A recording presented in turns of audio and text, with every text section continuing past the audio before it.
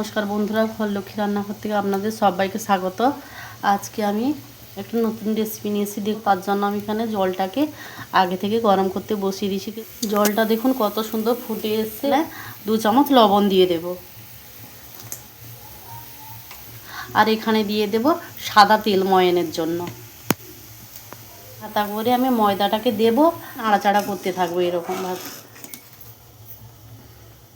যত বেশি ভালো খই কাড়া হবে ততটা সাতপুরিটা ততটাই ভালো হবে।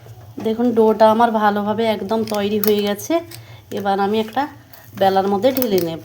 এবার আমি ঘি লাগিয়ে হাতের সঙ্গে ভালোভাবে মেখে নেব। যেহেতু গরম আছে এখানে ময়দার ডোটা, তার জন্য আমি এখানে একটু একটু করে নিয়ে এরকমভাবে আমি মেখে নেব ভালোভাবে।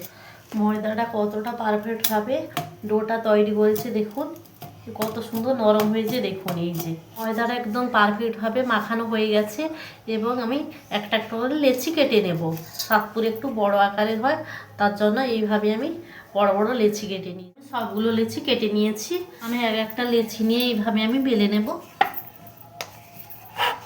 আমি সাতপুরের জন্য এখানে মোটা করে বেলবো, বেশি পাতলা করব না। এই যে দেখুন এরকমের মোটা। দেখুন আমি আগে থেকে এখানে সাতপুরির জন্য পুরটাকে আমি তৈরি করে নিয়েছি। সাতপুরিটায় পানমৌরি দিলে খেতে ভালো লাগে, তার জন্য আমি এখানে নারকেল পুরের সঙ্গে পানমৌরি দিয়েছি। এইভাবে এক এক করে আমি তৈরি করে নেব। দেখুন আমি কতগুলো সাতপুরি আমার বানিয়ে নিয়েছি, আর কিছুটা আছে আমি এইভাবে বানিয়ে নেব। দেখুন তেলটা আমার ভালোভাবে গরম হয়ে গেছে। এবার আমি এক এক করে সাতপুরিগুলো দিয়ে দেব। আমি আবারও বলছি, যে কোনো জিনিসটা তেলে ভাজা বা পিঠে হলো শীতকালেই ভালো লাগে ভীষণই। সাতপুরিগুলো কি সুন্দর ফুলে উঠেছে দেখুন। এই যে, আর একদম এরকমভাবে তৈরি করলে একদম সাতপুরি নরম, খেতেও এতটাই সুন্দর লাগে যে বলে বোঝাতে পারবো না। দেখুন সাতপুরির কালারটা কত সুন্দর চলে এসছে দেখুন। দেখুন এই সাতপুরিগুলো ভাজা হয়েছে। এবার আমি তুলে নেব।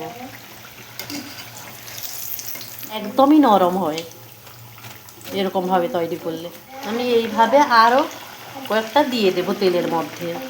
এরকম আরও যদি নতুন নতুন রেসিপি আপনারা দেখতে চান, চ্যানেলটিকে সাবস্ক্রাইব করে দেবেন। দেখুন সাতপুরি আমার ভাজা একদম কমপ্লিট হয়েছে।